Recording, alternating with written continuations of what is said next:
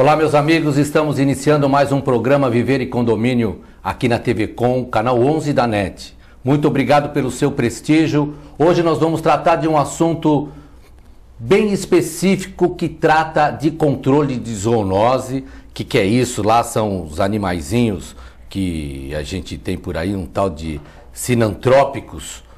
Nós vamos trazer um especialista para falar isso, eu não vou nem me atrever a explicar, vou deixar para ele que vai explicar para você. E nesse sentido todo, nessas questões desses animaizinhos, e isso tem a ver com o seu prédio, com você aí. Como é que você tem lidado com isso? Quais os cuidados que tem tomado para evitar um número grande? Além disso, tem outros assuntos muito interessantes ligados a controle também. A Aedes aegypti, coisa dessa natureza. Está conosco o Dr. Rubens Moscatelli, presidente do SICOM, nosso comentarista. Muito obrigado pela sua presença, Rubens. Obrigado, Querela. Realmente, esse assunto que nós vamos abordar hoje é um daqueles que temos que estar muito atentos, porque ele não só está dentro da nossa residência, mas no próprio condomínio. Então, aproveite e interaja conosco. Trouxemos para nos ajudar... Convidamos o Fábio Lopes Correa, é chefe do controle de zoonose, lá da Prefeitura de São Vicente, também da Vigilância Sanitária e também do Programa de Controle à Dengue. Lá, e isso não é só em São Vicente, a gente sabe que a questão aqui é metropolitana mesmo, e é uma questão, não é pontual, é para todo mundo. Fábio, muito obrigado, viu, por ter vindo. Já de antemão, eu quero te perguntar o que é esse negócio de controle de zoonose.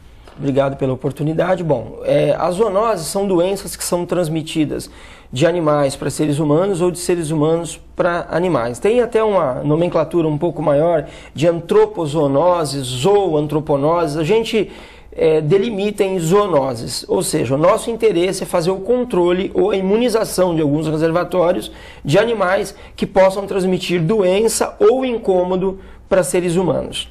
E esse negócio de animal sinantrópico, morcego, na verdade todos são sinantrópicos, né? Me explica isso, então, explica para eles, por favor. O termo sinantrópico, sinan é aquele que convive junto e antropos, ser humano. São todos aqueles animais que têm o convívio com o ser humano. No caso, esses animais como roedores urbanos, que são completamente diferentes. Rato? Rato é diferente de ratazana, que é diferente de camundongo. São três espécies diferentes, com hábitos diferentes, formas de controle diferentes. Muitas vezes abelhas, né, pombos, morcegos, em alguns lugares a gente tem incidência de serpentes, insetos de interesse médico e aracnídeos. Então todos esses animais são... Aracnídeo é aranha. Aranhas e escorpiões. A gente já está começando a ter alguma incidência de escorpião aqui na região. Já estou pegando em alguns locais... Deixa eu aproveitar esse negócio aí. Fiquei interessado nesse negócio de aranha e escorpião, cara. Esse negócio é meio... Eu não sou um aracnofóbico, mas é um negócio meio preocupante. Isso aí chega lá no apartamento? Ou como é que funciona isso? Esses animais são animais bastante tímidos. Os aracnídeos, em geral, são animais muito tímidos que não se expõem. Tem uma regra básica. A gente tem 4 aranhas importantes no Brasil, que é a aranha armadeira, que é a Foneutra, a viúva negra, que é a Latrodectus, a aranha marrom, que é muito tóxica, que é a Loxosceles, e as caranguejeiras e tarântulas, que são a do gênero Lycosa. A aranha que faz teia organizada, que tem teia geométrica, aquela teia bonita, geralmente não tem veneno importante pra gente. Porque assim, é uma estratégia. Não causa mal nenhum. Não, a aranha ela produz a teia para se alimentar. É como uma armadilha. Se ela produz a teia, ela não precisa produzir veneno. Agora, a aranha que sai debaixo de entulho, a aranha que faz uma teia que parece um novelo de lã, essas aranhas já são mais perigosas. Você vê, Rubens, olha que coisa interessante. A aranha que sai debaixo de entulho. E aí nós já vamos passar a pensar e entender qual é o cuidado desses entulhos depositados lá no seu prédio, obras que ficam demoradamente para se retirar entulho, armazenamento de madeira antiga. Sim. Tudo isso tem uma grande repercussão. E a gente está vendo aqui do especialista que vai gerar o quê? O nascimento desses insetos aí, sim, coisa dessa natureza. Os esconderijos, né? Os ninhos, assim, por assim dizer. E até vou mais além. A nossa conduta fora no sentido de você lançar lixo em local inadequado, de pegar o entulho e colocar em qualquer lugar, desde que não seja na frente do seu prédio. Tem que acabar um pouco com essa ideia, né? Eu acho que as pessoas têm que começar a pensar que, de repente, mexendo ali naquele entulho, seu filho, seu neto pode estar exposto ao risco. Fora a questão da dengue, fora a questão de roedores. Quer dizer, nós todos como cidadãos, como condôminos, temos que cuidar mais, não só do nosso canto, mas ajudar todo mundo. Eu acho que é assim que a gente começa a ajudar o nosso convidado a eliminar a zoonose, a praga lá. Porque não adianta jogar para o Estado. O Estado resolve tudo. Não resolve, se você não ajudar. E pode ser um município médio, pequeno ou grande. Se você como cidadão, se eu como cidadão não contribuir, não der minha parte, nada resolve. Vai ficar só tendo dinheiro, gastando dinheiro e enxugar gelo. Esse controle de zoonose é uma questão de saúde pública, não é? Sim, claro. É uma questão séria. Agora, sabe o que eu ia perguntar para você, Fábio, que é uma coisa que me chama muito a atenção? Eu tenho muito rato na nossa cidade, São Vicente, e como que a gente controla isso? Porque fatalmente, se ele entra no meu apartamento, pela rede de esgoto, como que é? Porque a gente tem visto algumas coisas, principalmente na orla da praia, aqui em Santos, em São Vicente também, bastante roedor correndo por aí. A gente sabe também que você, a população, nós, temos alguma certa responsabilidade, porque o lixo está sendo colocado em qualquer lugar. Como é que se controla isso? Então, toda praga a gente pode extrapolar para qualquer animal. Ela depende do que se chama de tripé biológico. Hoje já está se usando um quarto A. São os 3 As: água, abrigo e alimento. O quarto A, acesso. Às vezes a praga passa pela minha casa só para ter acesso à casa do lado ou o galpão do lado. Então, no que concerne aos roedores, algumas coisas que fazem que a população de roedores exploda. Os roedores, por natureza, eles controlam a sua população. As fêmeas têm os filhotes e comem esses filhotes de volta. Elas repõem a proteína e diminuem a competitividade. Enquanto tiver roedor suficiente para manter aquela colônia, para proteger a colônia, e em relação à alimentação do dia a dia, eles mantêm a colônia controlada. O que acontece muito, às vezes a pessoa utiliza chumbinho, que é um veneno, não é um raticida, que não é normatizado pelo Ministério da Saúde, nem pelo Ministério da Agricultura. Esse raticida é um raticida agudo. Você falou que ele não é normatizado? Não é normatizado, não pode usar, ele é proibido, ele é feito no fundo de quintal. Ah, então quem vende está cometendo uma ilicitude. Sim, a gente como vigilância sanitária, se vai nos locais, apreende e lavra o auto de infração com um auto de imposição de penalidade. Os dois? Os dois. Quem compra... Sim, e quem vende? Tá sujeito. Quem vende, então, é muito mais penalizado porque é a instituição, né? A gente consegue fazer a multa pela inscrição cadastral, pelo CNPJ. Então, quando a pessoa utiliza o chumbinho, o número de roedores aumenta, explode. Por quê? Existe um fenômeno comportamental chamado de efeito bumerangue.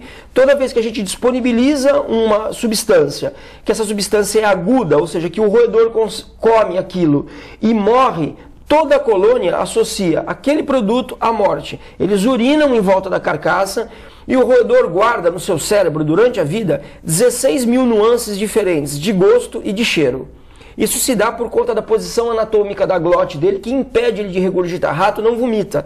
Então, qualquer coisa que ele coma, que lhe faça mal, nunca mais ele esquece o gosto. É comportamental. Então, o que acontece? Nós temos 30 ratos. Estou aprendendo muito, porque... Tudo bem que eu nunca botei chumbinho lá, também nem sei nem como é que mexe com esse negócio aí, mas se tem roedor, alguma coisa, tem que chamar gente especializada para poder tratar, né? Isso aqui para mim é novidade, confesso a você, deve ser para você também. Então veja, se tem 30 roedores, a gente conseguiu com um chumbinho, com uma substância aguda, eliminar 5, 6 roedores. Quem comeu aquela isca foram sempre os ratos dominados, nunca os dominantes. Eles são... É uma sociedade promíscua, onde tem cópula entre mãe, filho, irmão, tudo, menos os camundongos, ratos e ratazanas.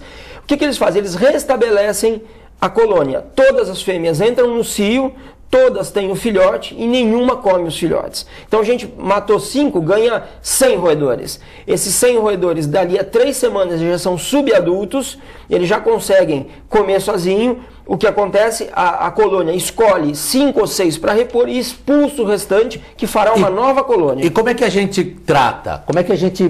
Não é o chumbinho, é o quê? Com raticidas de terceira geração. Raticidas que não são agudos, que podem ser comprados, né, em qualquer casa de inseticida. Esses raticidas são derivados daquele curare que botavam na ponta da flecha do índio. São derivados de hidroxicumarina. Eles não são agudos. O roedor come e vai rompendo os vasos capilares desse roedor com o passar dos dias. Ou seja, o roedor não consegue associar a nova substância à morte. E aí a isca vai ganhando a confiança da colônia e a colônia vai diminuindo.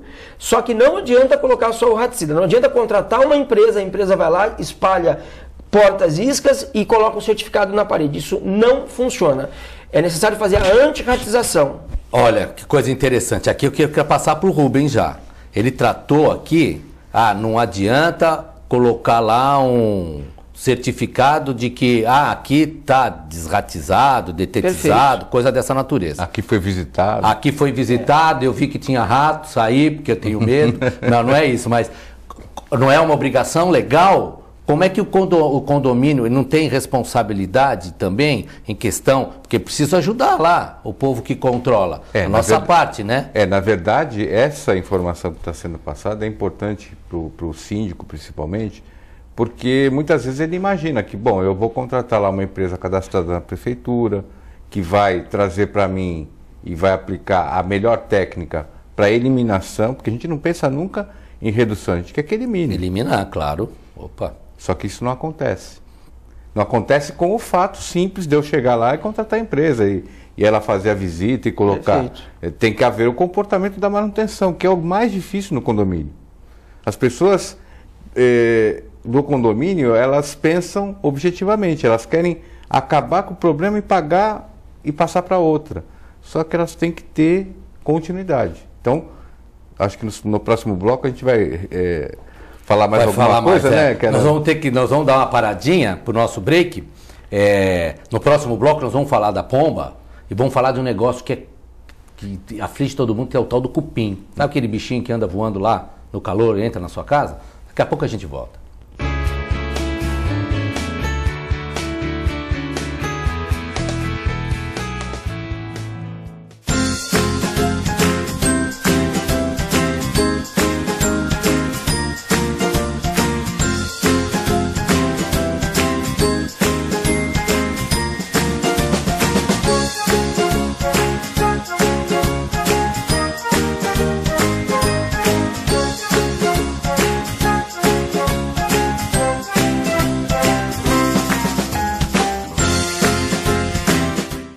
A AC Serviços é uma empresa que se dedica à prestação de serviços especializados em condomínios, administradoras, indústrias, entre outros. Terceirize sua mão de obra especializada com a AC Serviços. Você ganha tempo para pensar no mais importante, sua gestão. Nossos serviços são exemplos de ações e soluções práticas, com padrões de atendimentos personalizados que garante aos nossos clientes a eficiência e a boa aparência dos nossos funcionários. AC Serviços. Telefone 3324-3057. Doar sangue é um ato de solidariedade, cidadania e amor. Faça parte dessa ideia. Seja você também um doador. Doe sangue. Dê um presente de vida a quem necessita. Apoio TV Com.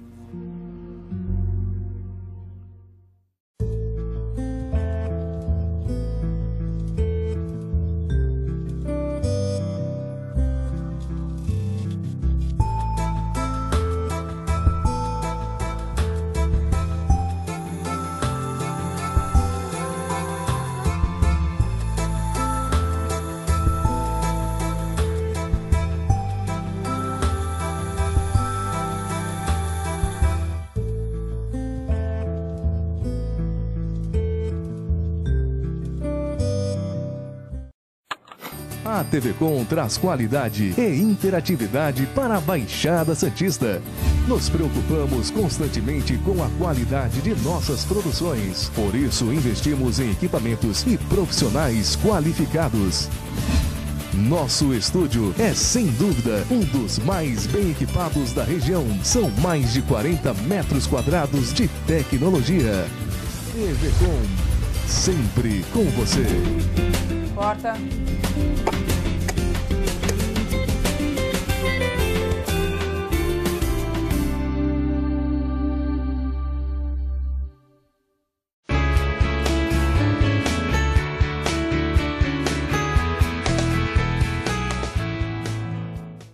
Estamos de volta com o nosso programa Viver e Condomínio, aqui na TV Com, canal 11 da NET. Se você quiser participar conosco, acesse o nosso Facebook, que vai aparecer na sua telinha, anote, participe, dê sua opinião, sugestões. Se você tiver alguma dúvida, pode falar também direto com o SICOM, vai aparecer também aí em relação ao seu condomínio. Nosso programa vai inédito, a apresentação dele às sextas-feiras às 8h30 da noite, aos sábados também inédito às 11 da manhã, e às quartas e segundas-feiras às 11 horas, as reprises. Muito bem, no nosso intervalo nós estávamos falando dos ratinhos, os roedores, já aprendemos muito sobre isso, agradecemos muito também aqui ao Fábio, que além disso é perito também judicial nessas questões de conflito, quando há algum problema lá no condomínio em relação a isso, a algum tipo de infestação que ocasiona mal para o outro. Então, ele também consegue dirimir isso através da sua perícia. Mas antes de entrar nessa questão, eu queria falar do controle dos pombos. Rubens, a gente consegue ver nos condomínios, nos prédios, né? A gente tem luta muito com essa, não sei se eu posso chamar de família de pombo, não sei qual que é o nome, depois o Fábio vai nos ajudar. Como é que a gente tem feito isso? Você tem lidado com essas dificuldades, né? Porque você tem muitos síndicos que ligam lá, que pedem sempre orientação de toda a natureza, né? Verdade, mas o que nós percebemos, a estratégia mais utilizada é a colocação daqueles anteparos, né? E você também verificar naqueles condomínios que tem o forro, os ninhos eventualmente para eliminação. Tem que ser uma coisa muito focada, porque o pombo, propriamente, o pombo acho que não causa tanto problema. O problema é o dejeto, a convivência múltipla deles lá, que é uma problematização com pessoas que tenham até mais problemas de saúde, que pode até piorar. Mas é um transmissor também. É um transmissor, é um vetor, né? Né? Então, agora, você quer ver? Eu queria... Bom, não é crítica não, mas eu queria ouvir do Fábio lá. Sabe aquele momento singelo que vai todo mundo lá dar comidinha pro pombo, aí fica aquele monte de pombo. Como é que é isso, Fábio? Isso é péssimo. A gente precisa criar legislação eficiente para que as pessoas não alimentem os pombos. O grande problema dos pombos, como o doutor disse, ele é mais estético e mais em relação às fezes, que são muito ácidas, que degradam superfícies metálicas, pintura de carro, estátuas, patrimônios públicos. O alimentar pombo faz com que não haja aquele movimento natural dos mais velhos não conseguirem se alimentar e morrerem, e dos mais novos muitas vezes não terem alimento. O pombo novinho, ele se alimenta de uma substância chamada leite de pombo, que é um nome genérico. O pai ou a mãe vão lá, pegam qualquer substância, eles elaboram essa substância no papo e vão no bico do filhote. Se o pai não consegue se alimentar, o filhote também não consegue, e a população começa a decair. Como a gente promove muito alimento para esses animais e a gente não consegue gerenciar o resíduo orgânico como deveria, todos os pombos têm chance de viver e aumentam a sua longevidade. E qual o mal que ele pode trazer para mim, para minha saúde, para a saúde de quem nos assiste lá no condomínio? Basicamente é o pessoal da manutenção, o pessoal que faz a faxina, que é aquele que pode estar mais sujeito ao risco da doença. Fezes de pombo secas, velhas e abrigadas de luz. Fezes novas, o pombo acabou de fazer, o risco é tombo, porque ela é muito escorregadia. Não há risco para a saúde. Nenhum. Agora, num forro, num galpão abandonado, num local onde tem fezes ou de pombo ou de morcego, que é a mesma coisa, sim, essas fezes secas e abrigadas da luz, elas são um substrato, elas são um alimento para alguns fungos patogênicos. Os mais perigosos, Histoplasma capsulatum e Cryptococcus neoformans, que são duas doenças, histoplasmose e criptococose, duas doenças respiratórias graves que podem levar à morte e que não dá para fazer nexo causal, ou seja, o momento em que a gente se infectou e o momento onde houve o sinal e sintoma da doença, não é possível. É muito distante? Muito distante, porque demora anos para isso e depende muito da nossa imunidade. A gente pode conviver com um fungo no organismo e não desenvolver, a doença está subclínica. Você vê, né, Rubens, como que a gente, qual o perigo e o cuidado que a gente tem que ter também lá com os nossos funcionários no condomínio, quando manda limpar esse tipo de... tem que ser especializado também. Sim, tem que umidificar essas fezes. O principal também é usar o EPI, né, que o condomínio tem que exigir e tem que treinar o trabalhador para que use, tem que fazer a manutenção disso também. Veja, condomínio, aparentemente as pessoas falam assim, mas é uma coisa tão simples, é uma convivência lá, eu pago o meu condomínio, não me preocupo. Tem que se preocupar, porque se você vai fazer qualquer coisa, tem que fazer com qualidade. A qualidade demanda um custo maior. Sem dúvida. Mas ao mesmo tempo te previne. Sem dúvida. Então, tem que haver o equilíbrio, porque tem gente, o brasileiro gosta de tudo baratinho e rápido. É que depois fica mais caro, né? Que fica muito mais caro. Fica muito mais caro depois. Sabe na época de calor lá na sua casa, que você abre a janela e entra aqueles bichinhos voando, aquilo que eu tenho de volta da luz, né? A pessoa chama de aleluia, tal, não sei o quê. Ele é cupim. É isso, Fábio? E aí, é isso mesmo. Ele é aquele cupim que come a minha madeira lá? Sim, é a única fase do cupim onde ele tem olhos. Aqueles cupins alados, eles são os futuros reis e rainhas de novas colônias. Quando uma colônia tem aí milhões, e são milhões mesmo, de cupins, de operários e de soldados, que ela não tem mais como expandir, alguns criam asa, né, alguns ovos já eclodem com esse feromônio, criam asa e olhos e voam para infestar outras casas para expandir a colônia.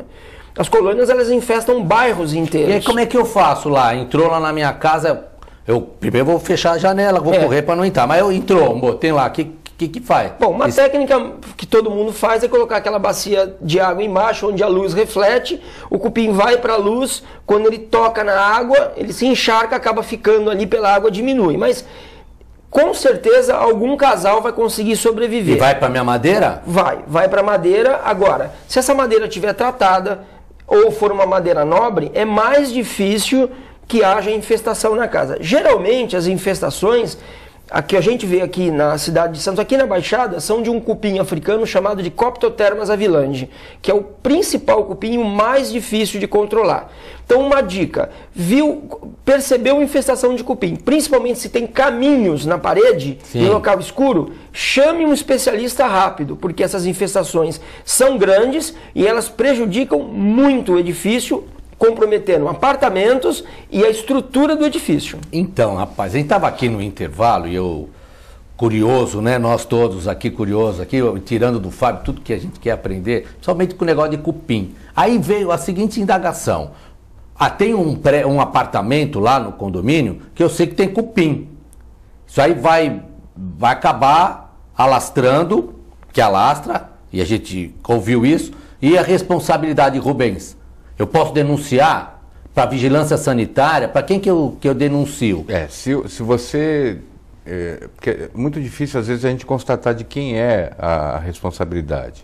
Então, na medida em que ela pode ser do prédio também, Ela pode ser do prédio. Então, na medida em que eu constatei, olha, eu estou vendo, como disse o Fábio aqui, um caminho diferente, eu estou vendo que tem infestação pequena, né, normalmente, eu tenho que tomar as providências cabíveis. A primeira delas é conversar com o vizinho.